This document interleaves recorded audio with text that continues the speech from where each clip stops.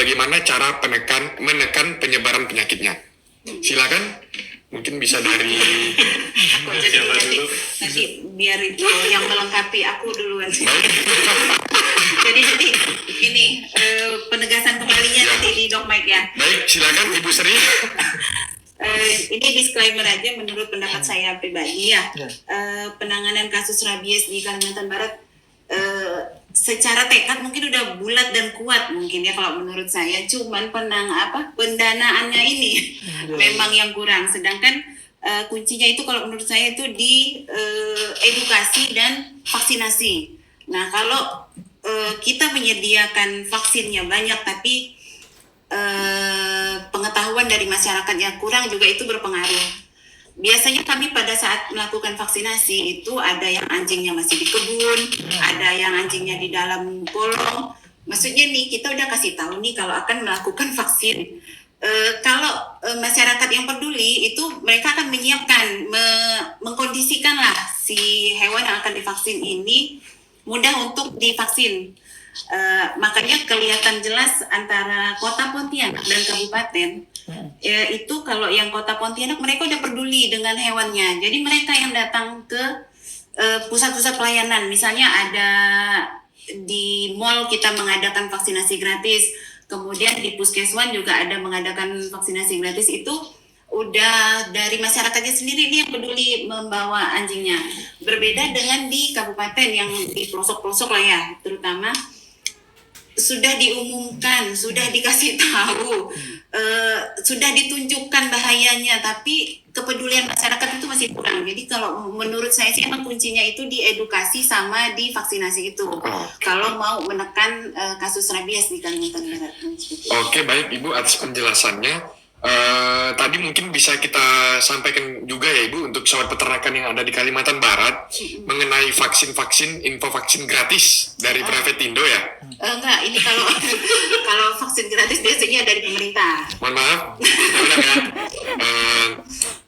Baik, jadi untuk masalah vaksin gratis Ibu, untuk sobat peternakan kita kalau misalnya ingin tahu informasi terkait vaksin gratis biasanya bisa melihat informasinya di mana ya?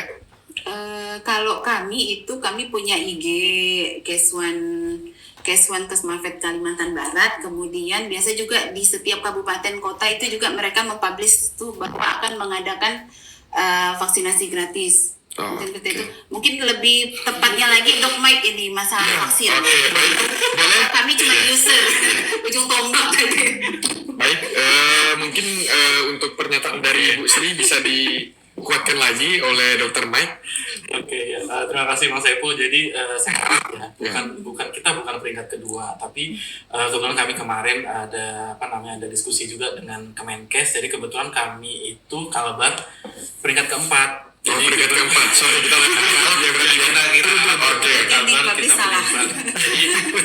ya berarti untuk data Lisa atau korban meninggal sampai bulan April 2025 sesuai dengan data Kemenkes itu kita peringkat 4 seperti itu. Untuk yang pertama NTT, kedua Bali, 3 Sumut, 4 Kalbar.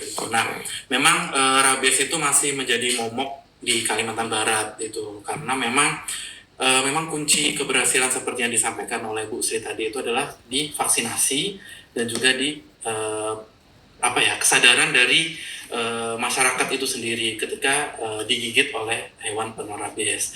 Untuk vaksinasi sendiri, jadi vaksinasi itu minimal kita harus cakupannya 70%. Ya, cakupannya 70%, sedangkan kalau kita mengandalkan dari anggaran pemerintah pasti tidak mencukupi karena pasti ada prioritas-prioritas tertentu. Jadi untuk vaksinasi pun kita masih menggunakan berbasis ini kalau yang berdasarkan informasi di dinas, jadi vaksinasi masih diberikan ke hewan-hewan yang pemilik di daerah-daerah seperti itu. Nah, kalau untuk yang di kota-kota sebagian besar pemilik hewannya sudah teredukasi dengan baik. Jadi mereka melakukan vaksinasi ataupun pemberian obat ataupun vaksinasi rabies. Mereka juga melakukan vaksinasi lainnya ke dokter-dokter praktek yang ada di kota seperti itu. Nah, terkait dengan vaksinasi sendiri itu tadi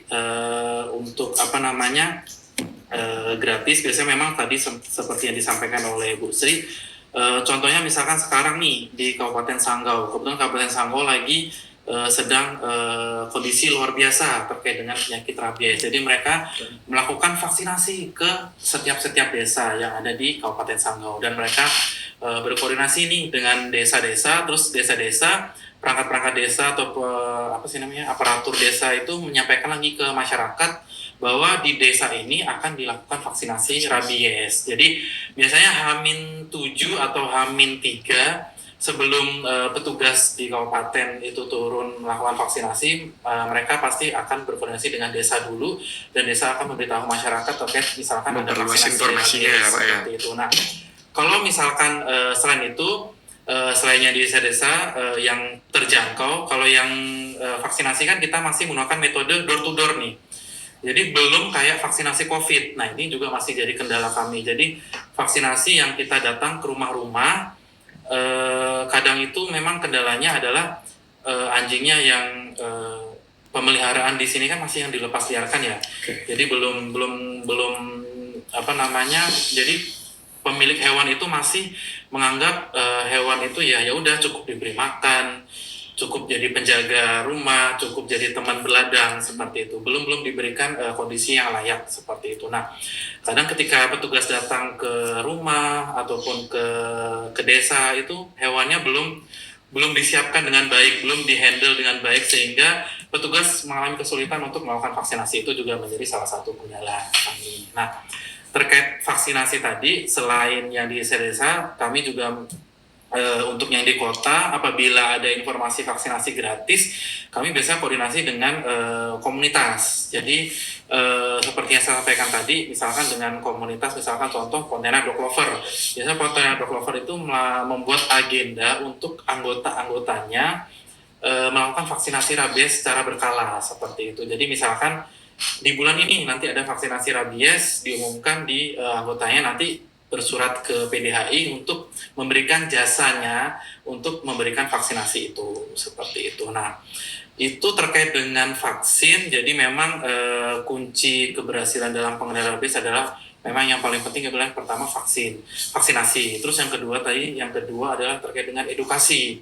Nah, edukasi ini memang masih menjadi hal tantangan kami di Kalimantan Barat, khususnya memang orang digigit anjing. Kalau misalkan di daerah-daerah kebetulan memang yang korban lisa ataupun korban meninggal akibat rabies itu adalah memang yang jauh dari infrastruktur kesehatan seperti itu. Seperti contohnya misalkan yang jauh-jauh lah, pokoknya yang jauh dari fasilitas kesehatan. Nah, jadi mereka menganggap masih misalkan nih hewan mereka digigit anjing terkena misalkan sudah terinfeksi rabies, tidak dicuci tangan ataupun tidak segera melapor ke puskesmas. Jadi itu yang terus mereka berobatnya ke dukun.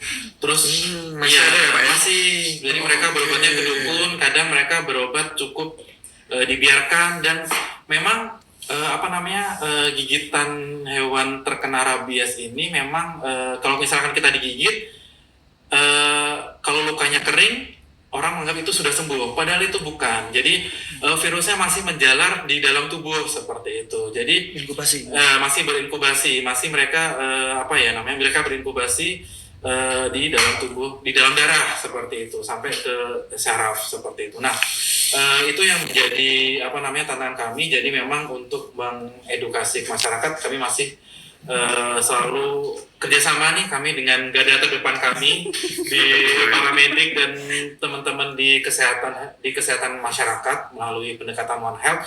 Karena memang masyarakat itu kalau misalkan lapor gigitan pasti mereka ke puskesmas dulu nih, tidak ke puskeswan. Jadi nanti melalui informasi puskesmas kami melakukan observasi ke yang di hewannya seperti itu. Jadi memang itu yang masih menjadi tantangan kami untuk yang edukasi di masyarakat. Mungkin ke depan bisa kita gandeng ISPI kali. Iya, Jadi, boleh.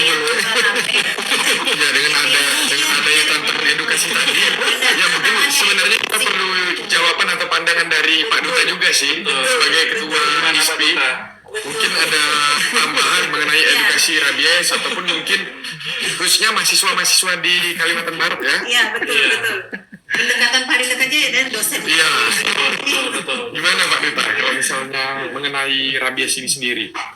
Tentunya kami menyambut dengan baik lah gitu ya. Jadi yang bersambut kita ini ya, kita ikut berpartisipasi ya. Jadi terkait dengan KIE ini ya, komunikasi, informasi, edukasi ini ya. Jadi memang perlu, karena memang jangkauan Kalimantan Barat ini sangat luas gitu ya. Apalagi yang disampaikan oleh Dokmek tadi ya, jauh ya kan, di pelosok misalkan gitu ya. Itu nanti boleh juga dengan Untan nih ya, dengan prodi peternakan gitu ya, bisa bergabung ya, bisa membantu juga. Jadi ada di mana-mana ya kan, mahasiswa itu ada dari berbagai daerah maksudnya. Jadi Ya, itu bisa membantu ya gitu, akan lebih terang benderang lah ke ini ya, penjelasannya bisa diulang-ulang juga gitu ya ke masyarakat. Mungkin itu. Kesehatan hewan sangat berkaitan dengan ketersediaan pangan yang aman dan bergizi bagi masyarakat. Nah, untuk itu saya ingin bertanya,